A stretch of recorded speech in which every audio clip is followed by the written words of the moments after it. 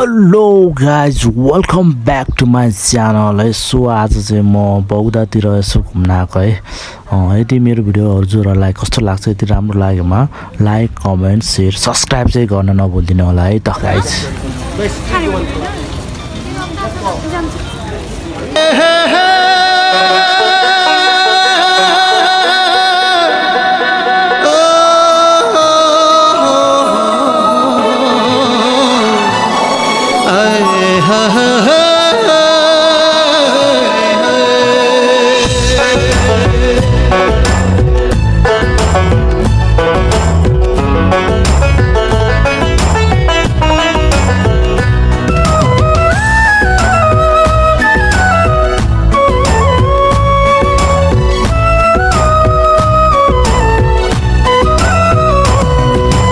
हिमाली भेगाको डाँफे चरी सैलुङ वनमा बास बस्यो।